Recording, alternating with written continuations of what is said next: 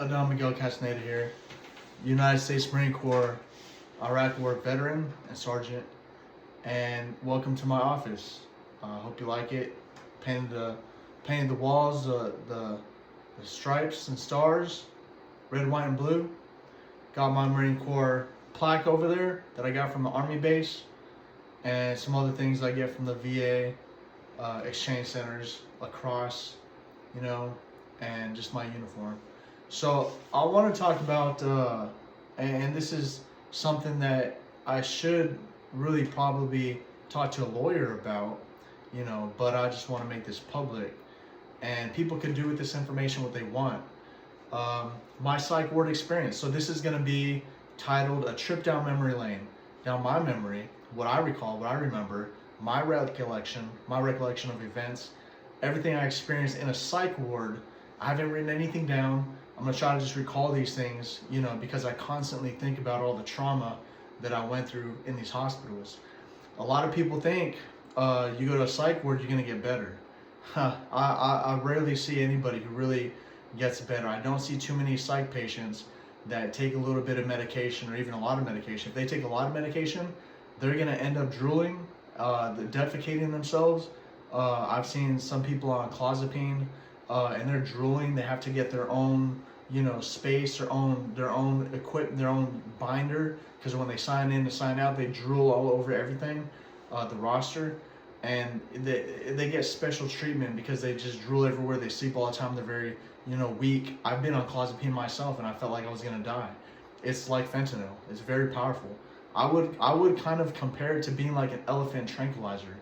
Over 7,000 people have died on clozapine from being treated. How can medicine, if it's medicine, how does it kill you?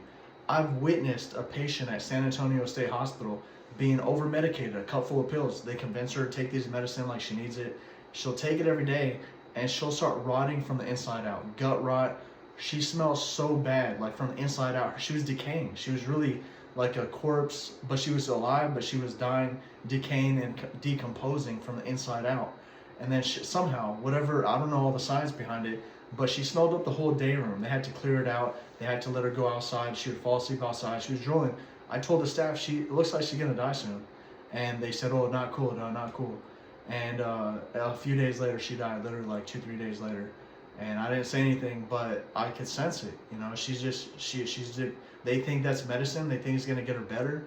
A lot of medications are CNS depressants, central nervous system depressants. It's the exact opposite of caffeine or methamphetamine or cocaine or any of that. Those central nervous stimulants, a stimulant would be like amphetamine or ADD medicine or coffee or caffeine, right? A CNS depressant would be like clozapine downers, Thorazine, and a medication that even blocks your dopamine or blocks serotonin, all that stuff that makes your energy levels are low. It also depresses your central nervous system, and it also depresses your organs, because your central nervous system, I believe your endocrine system and all that's connected, your limbic system and all that. And so your breathing becomes shallow when you're on tranquilizers, just like heroin, you stop breathing, right? Like fentanyl makes you stop breathing. They're respiratory depressants. And a lot of medication, it acts like respiratory depressants. You have shallow breathing, it's difficult to breathe. And your bowels, it's difficult to even make a bowel movement because everything slows down. Your heart, I'm not sure about your heart, probably slows down. Sometimes it makes it speed up, but your bowels slow down. There's even a woman at Vernon State Hospital, North Texas State Hospital, maximum security psych unit at North Texas. She died from an impaction. An impaction is where you basically have crap blocked up inside you, and you're constipated so bad that you cannot take a shit. And she didn't know what was happening to her. She's probably in a lot of pain, got jaundice, had all these symptoms, and then she didn't know what to say to the staff or whatever. They didn't monitor her, and she died from an impaction, from her fecal matter, her feces toxifying her bloodstream, and her dying a gruesome, heinous death.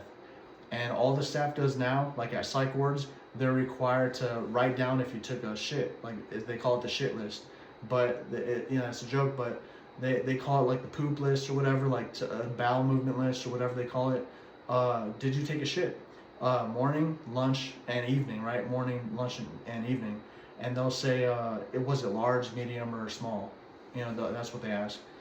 And they also give out prune juice for some hospitals, not all of them, but some hospitals chart if you take a shit. Some hospitals give out prune juice because they'll know you'll die from an impaction.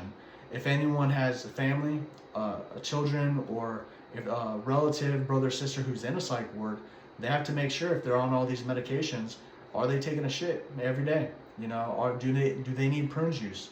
Do they need fiber, psyllium husk, more fiber in their diet? Do they need to put on a diet? Do they need to reduce the medication that they're taking so that they can make proper bowel movements and all that, because they could die from an impaction. Other patients get the Thorazine shuffling around in circles. It's also known as akathisia. The scientific term is akathisia. And even Thorazine, even Haldol. Haldol makes you pace and pace and pace and sweat, and you can't stop moving. Your legs are hurting really bad. Latuda makes your legs hurt real bad. A lot of medication, it's really like torture medication. They should put these medications to people in Guantanamo Bay or to other countries like, you know, that we're at war with, or, you know, enemy, like gang members or predators and sex predators and criminals, like people who are really bad, like people who are just like sick and need to get better, and you're gonna torture them with all these medications. Like, I feel that I've been tortured. Like, I feel that I would probably have been treated better in Guantanamo Bay. Like, you know, I get my cell, they whip me a little bit every now and then. Like, I would rather take a beating in prison.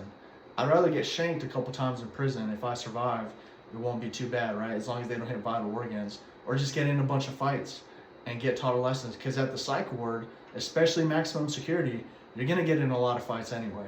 There's a lot of prisoners there, so that means there's gang members there. People from prison commit crimes. They commit murders, assaults, they assault guards, they assault other gang members, and they end up going to the psych ward because they're out of control. So they can't stop fighting. That's all they know. That's their whole life. They can't survive unless they fight, and unless they, you know, kill rival gang members. So they end up in a psych ward so the government can control them, their behavior and their impulses. So they drug them, they try to sedate them, and try to just make them sleep all day, and whatever side effects they have, they don't really care. I could sleep all day, throw up everywhere, shit myself, piss myself, and the nurse practitioner and doctor will say, oh, you're doing so good, you're doing so good, you're doing so much better, as long as I'm not fighting. Most of the time I would fight, and keep this in mind, would be in self-defense, or to protect a female staff member. Because these female nurses, some of them, 18, 20 years old, very young, not going to college, they're probably not smart enough, and they just, you know, have to get a good job to make money. Maybe they're going to college part-time, I don't know. But when you're at a maximum security psych ward, you got murderers there, rapists there, gang members there, and there's a lot of fights and riots popping off and stuff like that, or they're disrespecting a woman, talking shit or whatever. Then, you know, it's just a man's duty and obligation as a man with a code of honor to go up there and defend her, protect a woman. But then I've done that. There was a guy, he was gonna beat up this nurse. Maybe he was playing, I don't know. He put his fist up like he was gonna hit her, and I just rushed over to him, tackled him, and started punching him in the face. And then the nurse, a male nurse, almost broke my neck because he jumped on my head, almost broke my neck, and then wrapped me up, threw me in the mechanical restraint chair, like 4 or 5 of them. Restrained me in the mechanical restraint chair because I looked violent, right? Even though I'm protecting this nurse that could have been assaulted, I was the violent one for protecting her. So they put me in the restraint chair, strapped me up, and then the same nurse that I defended, she gave me a shot of medication. Right before she gave me the shot, I told her I'm allergic. I have allergic reactions to a lot of medications, and I had trouble breathing. I got dehydrated so bad they wouldn't even give me water. The same nurse I protected basically betrayed me. She didn't care.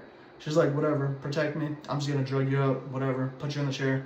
They don't care about you at all. The nurses, you can protect them, defend them, they don't care. And then they act like, oh yeah, it's just entertainment for them. You know, sometimes they'll be like, oh, this guy, he raped a kid, or this guy killed a school teacher, or this guy killed his mom. So they start shit between us, and then they instigate violence. And then if we do fight, they might give us medication, but afterwards they give us a sandwich or some cookies. They'll be like, here you go. Here's your reward, a sandwich or some cookies as an incentive and a treat to entertain them. I asked them, "Are you serious about this entertainment?" And they're like, they said there's not much to do in a small town. Vernon is like a small town. It's like in the middle of nowhere. Up north Texas, they have tornadoes and all that. Not much to do. It's not a big city. They said not much to do in a small town. And some of them are so disrespectful. They said they wish I would have died in Iraq. They said they wish I would have died in Iraq in war overseas. They wish I was not here, annoying them, talking or getting into fights.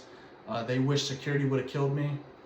Here's another issue. Like when I got dogpiled by security, we were rioting, we were damaging cameras, property. We damaged a bunch of lights. We damaged like the TV. We damaged chairs. We damaged a lot of computers because we were rioting because they were charting incorrect things about us, falsifying medical records. Nobody cared. Investigations didn't care. Police didn't care. We called police. Police didn't care. So we couldn't do anything but kind of protest without hurting anybody. So we damaged a lot of property, $50,000 worth of property, and then security eventually dogpiled me, almost broke my neck, and I was screaming, "Hey, you're gonna break my neck? Please get off!" And they got off, but they sometimes they could have easily killed me, and they probably done a lot of crazy moves on people. They know what they're doing. And there's another guy, he knew exactly what he was doing when he punched me in the temple like this. He punched me with his knuckle, his middle knuckle straight out. Not like a fist because that's energy displacement, but he punched me with this knuckle, so there's very precise energy displacement right on my temple, and I have a scar on my temple right there. Boom. I got in a fight with this dude. He said he was MS-13. He said he was going to kill me, talking all this shit. He cornered me. I defended myself from this other patient, and then staff, a big black, half Mexican dude, he punched me in the temple to try to break up the fight. Once, I didn't know what happened, so I had this guy in a chokehold, and then he hit me one more time in the temple. I was bleeding everywhere. I left a puddle of blood, probably a 1.5 or 2 feet wide, right, on the carpet at this maximum security state hospital, Vernon State Hospital, North Texas State Hospital. The nurses didn't care. All I could do was headbutt the guy. If I started wailing on him, I was kind of outnumbered. There's a couple of black guys. They were bigger than me, and they were already willing to punch me in the temple. That's a kill shot. That's a very delicate area. You have delicate veins. A piece of bone can break off and hit the brain. People have died like that, and they're already trying to kill me. So I was like, maybe I'll survive. Maybe just try to get out of here. So that was my escape plan. And from there, I just tried to escape and just try to follow the rules. And even though I headbutted him in the mouth, and he had a little ice pack later. They didn't give me ibuprofen. They didn't get me medical treatment. I didn't get an x-ray, none of that. I was bleeding everywhere. The only way to stop bleeding, I put a towel right here. I took a cold shower to try to reduce swelling. And then I just fell asleep on my pillow, which was covered in blood the next morning. And there's a lot of patients who have been punched in the temple, bleeding out their nose. I was bleeding out my nose. That's internal bleeding. That's like probably bleeding from my brain, bleeding out the nose from getting hit in the temple. Other patients, yeah, people know they're trying to kill each other. Patients, once you have that information and you're in a gang or you're a max security psych ward, you're going to fight other patients, then the staff is eventually going to use that technique on you, right? So the psych ward, especially max security, is very corrupt and crooked. There's a lot of crooked individuals. The staff members, nurse practitioners, even the doctors are corrupt. The investigations are corrupt. If they investigate, even if someone dies, how many people win lawsuits if something happens? How many patients win lawsuits? Now, you can Google this and look this up yourself. There's at least 250,000 deaths a year from medical malpractice. Medical malpractice is defined as a preventable medical mistake, okay? So if these doctors are making these preventable medical mistakes, they're accidentally making these mistakes which they should not be making. Is preventable, right? So that's 250,000 people. That's over double the amount of the cartel. The cartel kills between 80 and 100,000 people nowadays. From fentanyl and drug overdose. Doctors kill 250,000 people in the United States of America every single year. At least, that we know of. Those are the people they know of. People that die later from the wrong medication, wrong treatment, leaving sponges in after a surgery, leaving tools in, put in a 0 at the end of a dose on accident, put in a decimal point in the wrong place, giving the wrong amount of medication, giving the incorrect medication, all sorts of different things. Not washing their hands, having dirty hands, when they're doing surgery or something like that. Like all these stupid things that doctors should not be making these mistakes. And if 250,000 people are dying every year in the United States for medical malpractice, how many lawsuits are happening? How many lawsuits are being won? I don't see a whole lot of lawsuits being won. If 250,000 people won $1 million, how much money is that? It's a lot. They can't afford, the government can't afford, these hospitals can't afford to pay these families and these victims even $1 million. So they choose to pay them nothing. And they have these high paid attorneys that get their paycheck to defend them, and they just crush the patient's families in court and say, oh well, it's not our fault, they had pre-existing conditions, unforeseen side effects, it's not our fault, and we tried our best, all this bullshit. And the jury is probably not smart enough. The jury buys it. They probably try not to have a jury trial and just have it in front of a judge. These are tricks they play, and that's where a lot of corruption comes into play. So people, it's difficult to win lawsuits. These are just a few things. Here's a few other things. Not just maximum security, but even minimum security, like Kerrville State Hospital, Terrell State Hospital, San Antonio State Hospital. I've seen a lot of nurses smuggling in drugs, doing pills at work. Even the nurses get high at work. They're doing pills. They're getting high. They're switching pills. They're giving them to other staff members, and they're making money. They're selling it to patients. They're selling Copenhagen dip.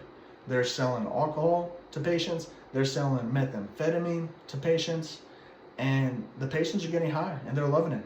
And sometimes I know some patients have died. Maybe their coincidence. It could have been their pacemaker gave out, or their heart stopped, or all these bullshit side effects of medication or old age or whatever they want to say.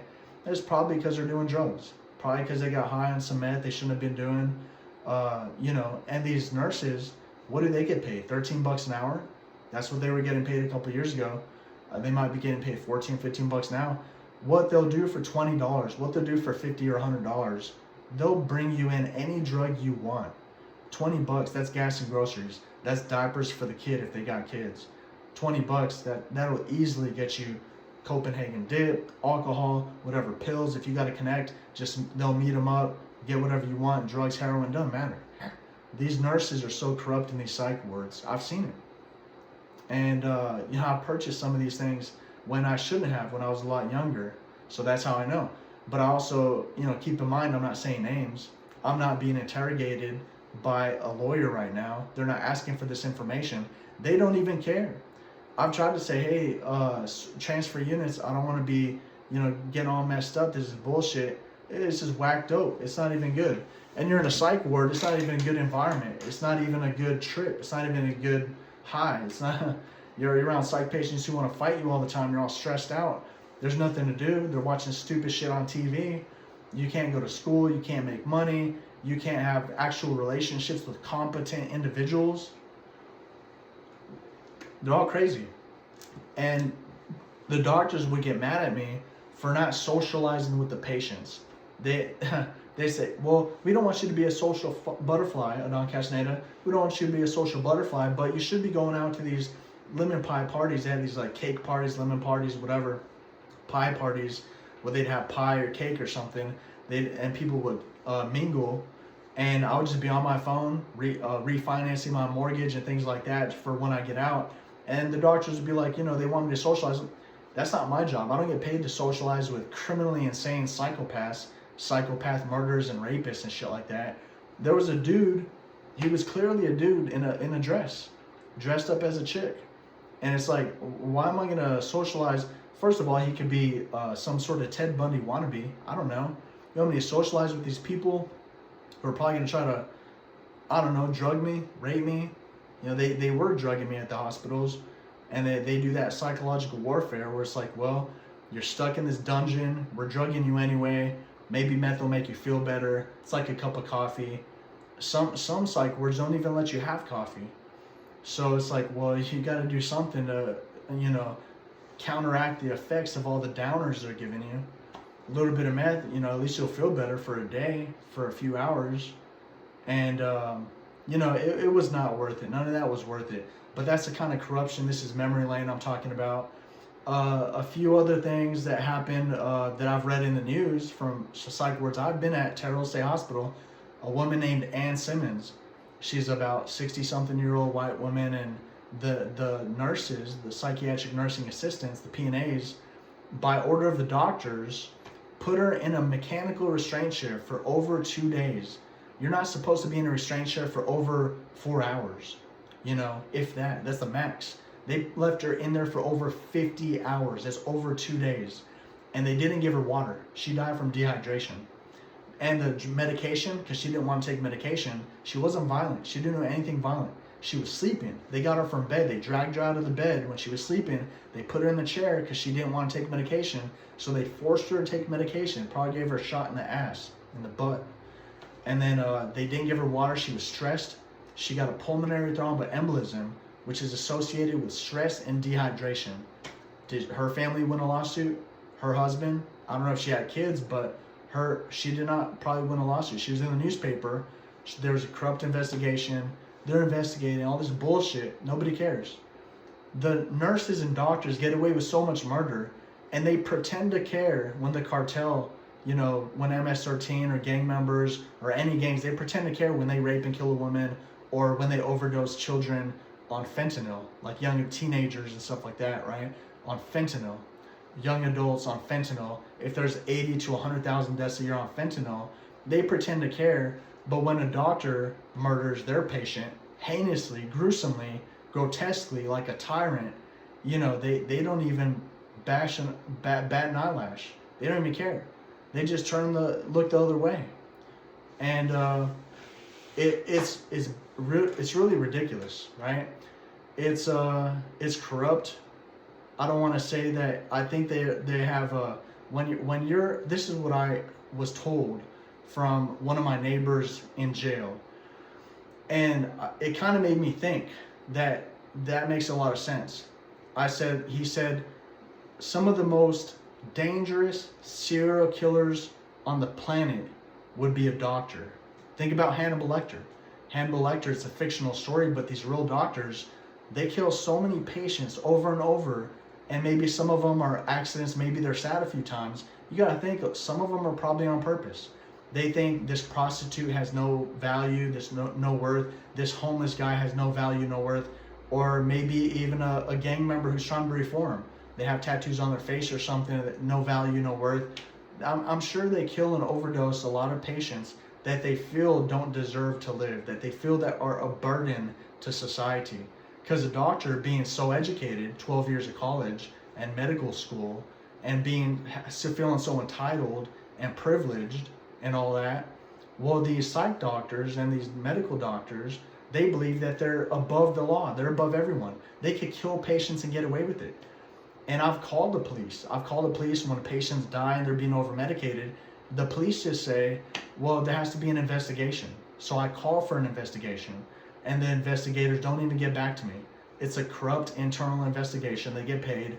They do a little bit of questioning. They don't dig too deep. And they just say, oh, it's an accident, side effect of the medicine, unforeseen side effects. You know, it's corrupt. And, you know, so a lot of patients are losing their lives. If anyone's a serial killer out there, a real live serial killer, it's going to be a doctor, especially a psych doctor.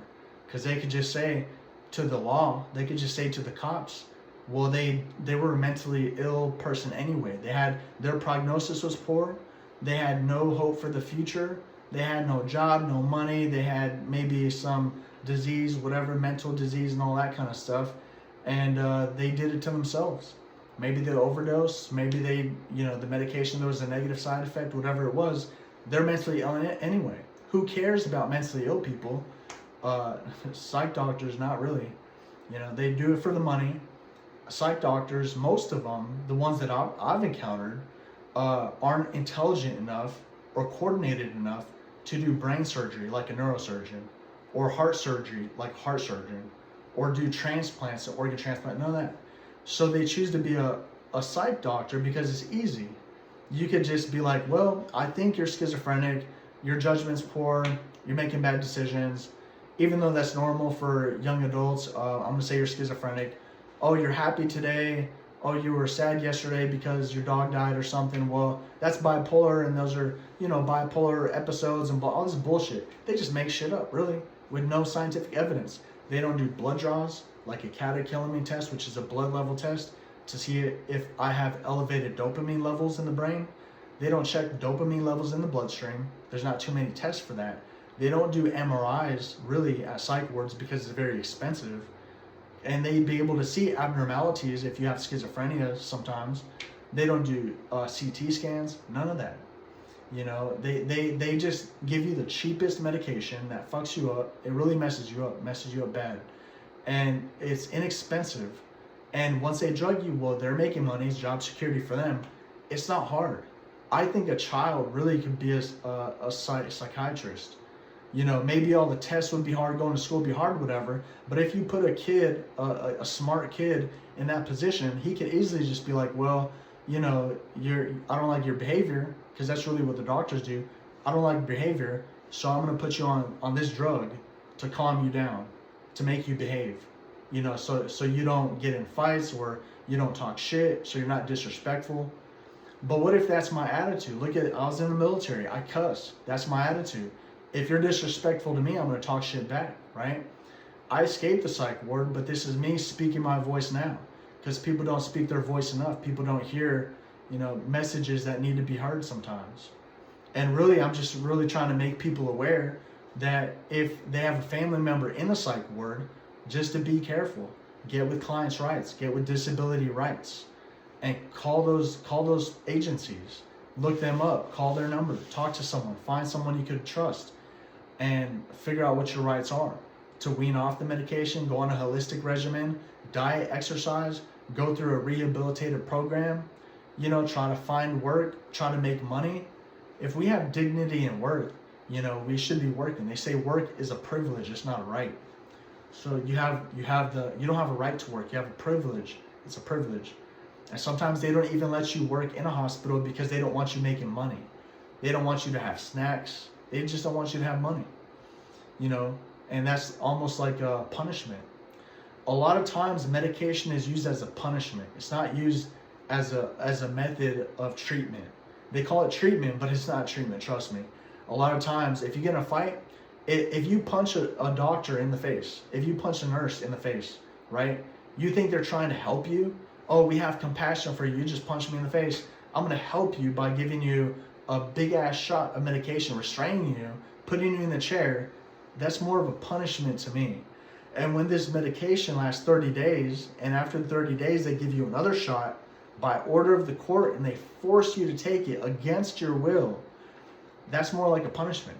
You have all these side effects. You're gonna die sooner. Your organs are functioning at a lower percentage. You're very tired. It's difficult to actually work and make money. Like for me, I wanted to work on the oil rigs. I wanted to work on airplanes. I don't have the energy to do all that because they're drugging me so much. And I'm already older now to where I've already given up hope on a lot of that stuff.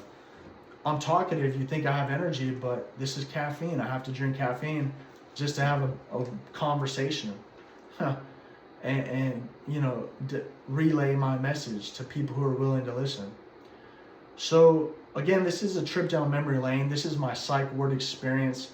There are gang members that will want to fight or recruit or sell you drugs, all these different things. So psych wards are just as dangerous as prison, right?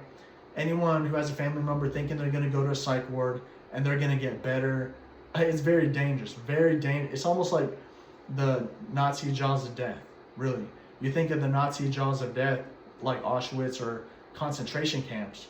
Now, we had 1,600 Nazi scientists from Germany, and America hired them to become scientists for America because they were so smart. They had advancements in medicine, they had certain knowledge, maybe on how to torture people for information or whatever it was. They had 60. It's called what is it called? Operation Paperclip. It's a book, Operation Paperclip. Look it up, by Anne, I believe. I can't remember her last name. But it has a swastika on the front cover. It's a red book, I believe, that has a swastika on the front cover, and they sell it on Amazon. But with that book, it teaches you what they did at the Nazi concentration camps, how America hired those Nazi scientists to work for America, the American government. So you got to think, what we've done with these psych wards, they're like little concentration camps. You get people who don't have money, they don't have connections, they don't have power, they don't really have maybe family sometimes, and the doctors prey on them. These scientists who develop all these medications, they make a lot of money from just forcing patients to take these medications. And you got to think, what do they want? They're probably, sometimes when they kill a patient, they're taking their organs. Sometimes when they kill a patient, they're doing it out of just for power and respect. And maybe it was a disrespectful patient, maybe it was a violent patient, maybe it was a patient that had no future, maybe they were a burden to society, maybe it's a punishment for their crime, maybe they did something that's their punishment, the ultimate punishment, just killing them with medication. And it's an easy way because it's very smart. It's like a psychological operation, a psyop, where a doctor or a scientist can say, well, they died for medicine, but it's an accident because we were trying to help them. It's medicine. It's not poison. Even though they died from it, it's treatment, right? They could just say it's treatment, it's medicine. Oops, they died from medicine. We didn't, whatever. They make those excuses. So the public and a jury would think, well, they were trying to help. It's not their fault.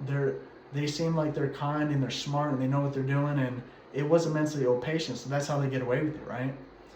Now, if they reversed it, if they were like, well, this is actually poison and it actually has all these side effects, there's very rarely a benefit, and the chances of them dying were pretty good, then they would be convicted, right?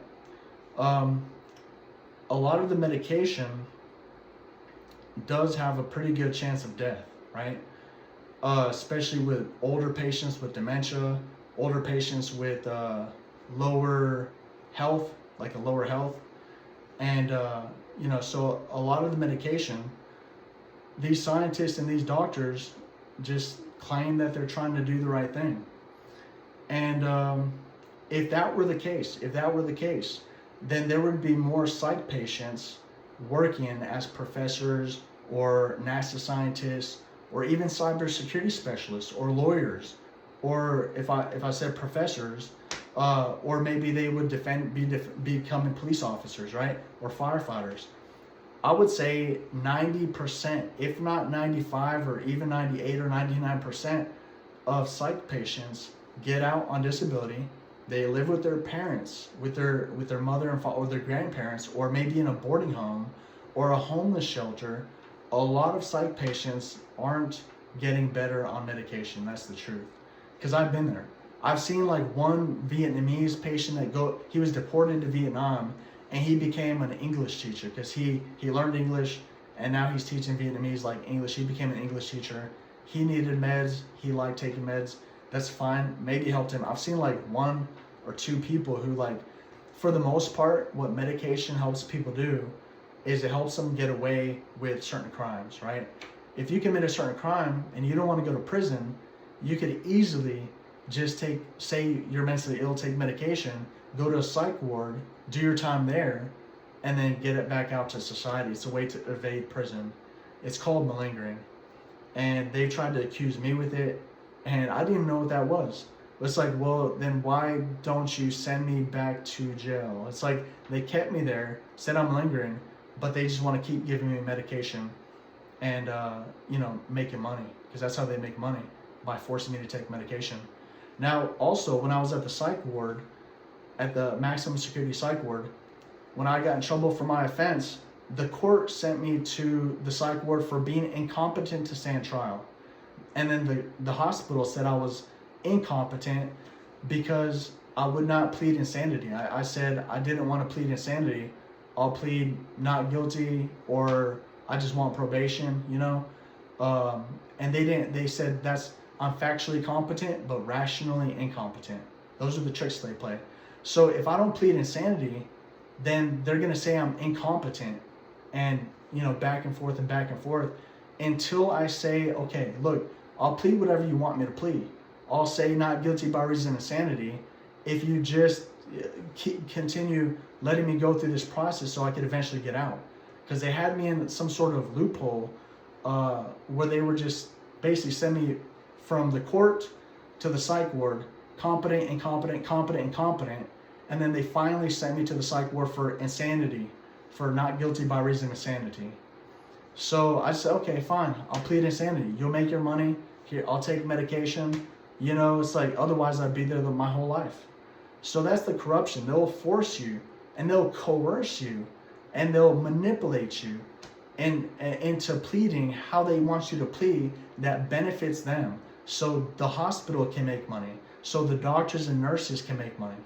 Sometimes if they like your personality, or they think you're not violent, I wasn't too violent, and I'd protect the women there sometimes, or get in fights with like the other psych patients who are talking shit or acting up.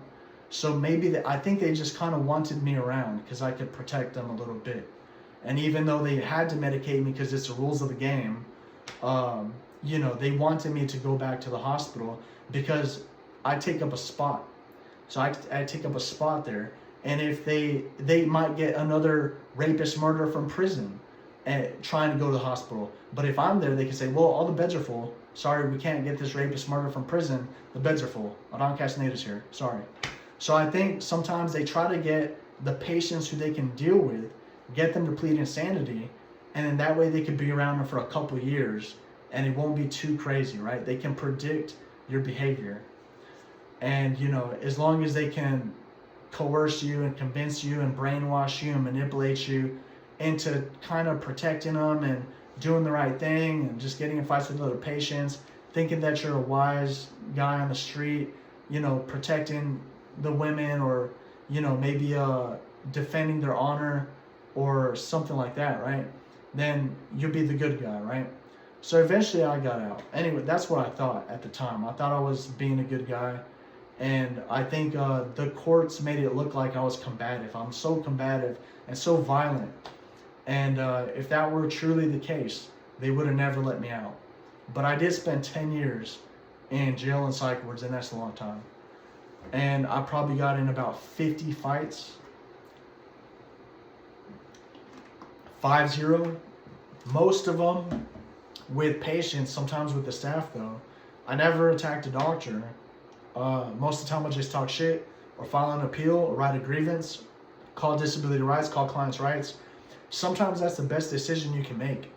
Just coordinating with other people, networking, talking with friends and family, because your family or clients' rights and disability rights can get you transferred to a calmer unit, a better unit. And they can also get you certain things. Like there's at Terrell State Hospital, this one hospital, there's this veteran, and even though this hospital did not allow technology, they didn't allow you to have your phone or computer or anything. It's a very closed hospital. They let one patient have his phone, and it was a smartphone, so he had access to the internet. He could access anything on the internet I think it's like a medium security private hospital or something. And they allowed him to, because they wanted him just to get out of the max security hospital. They were just trying to get rid of him because he wasn't doing anything wrong. He just didn't care. He'd stay wherever. He said, I'm not going anywhere unless I'm allowed to have my phone. So they negotiated with him. They even allowed him to have his phone. So you can negotiate with doctors sometimes. And if they really want you there, or if they want to help you, then they'll negotiate with you.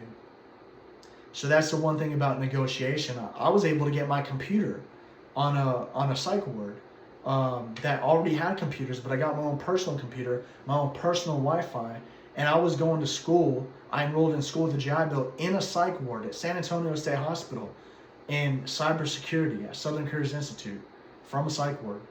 I don't think it matters because it was online. I don't need my camera. I just said it's broken. It shouldn't matter my location or that I'm in a psych ward. I'm a customer. They got paid thousands and thousands of dollars for me to go to that program, and it was okay.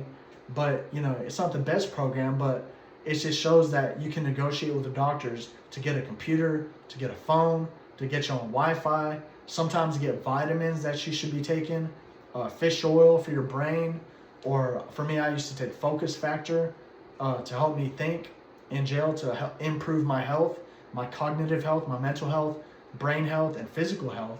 It has vitamins and stuff like that. So you got to think, do your best. If you know anyone or friends or family in a psych ward, in a hospital, it's very dangerous. Try not to get in any fights. If you do have to get in a fight, just try to run away, call for help, try to block everything. Once you fight back, you might have to save your life, and that's fine. If it's truly self-defense, you might pay for it though, because the doctors, they say that they call it retaliation. They call it retaliation, seriously. Like at most hospitals, if you're cool with staff and they know you, and you're cool with the doctors and all that, and they know your background, that you know self-defense, maybe you know karate, maybe you know defense of others, maybe you know protection of life and health, maybe you know duress, and you know these legal penal codes, right? They're different in every state, but say you know about self-defense. They might allow you to do that if you really have to, but you'd have to coordinate with your lawyer. And if you have to defend yourself and they try to medicate you and drug you, you're going to have to communicate with your lawyer. Maybe even press some lawsuits and see if you can win some money, right? It's just difficult with the state, because when you're dealing with the state government, it's very difficult to win lawsuits. Just like I said before, it doesn't happen too often. They get away with a lot of murders. So this is my trip down memory lane. There's been a lot of corruption in the hospitals, drugs being smuggled, patients dying, a lot of gangs in psych wards, to where it's a very dangerous environment. It's not taking an easy route.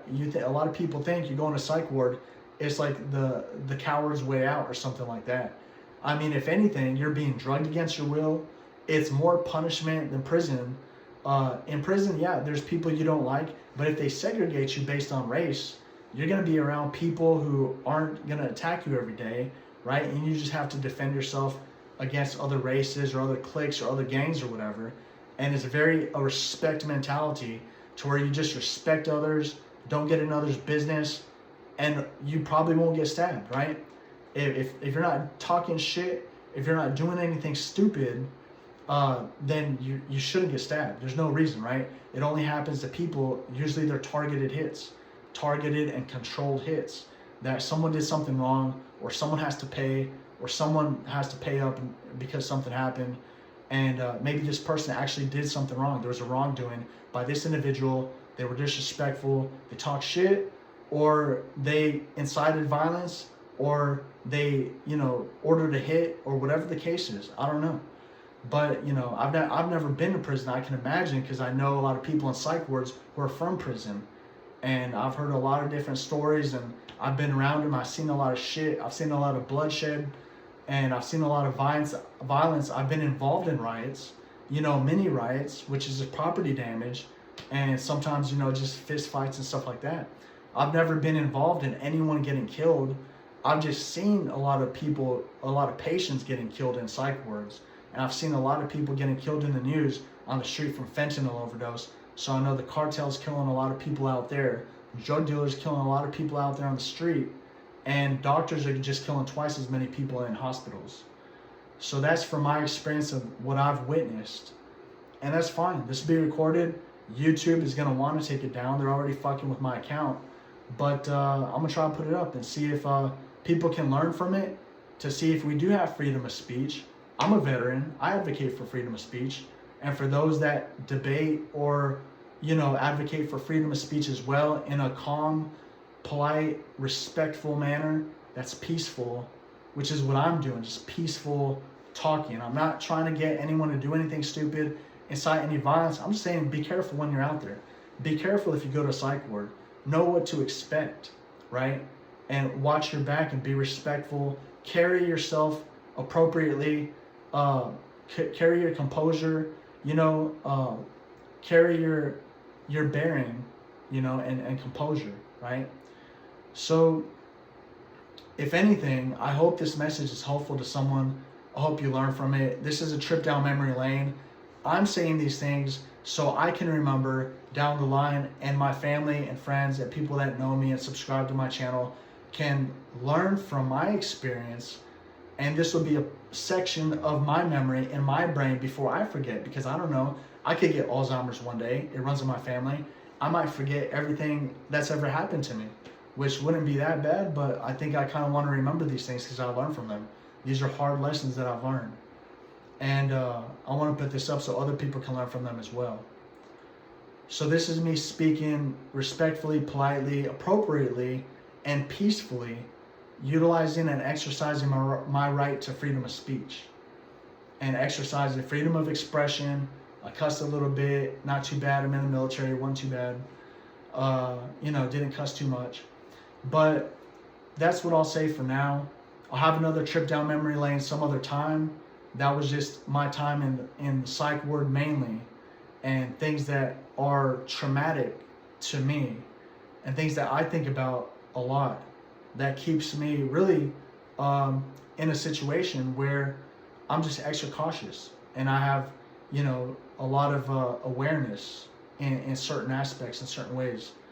So once again, I'm Adam Miguel Castaneda, ex-Marine Sergeant, Iraq War veteran, and I hope you found this information useful. If you did, send it to someone you know, and maybe they can learn from it as well. Be careful out there, and take care of yourself and stay safe. Simplify.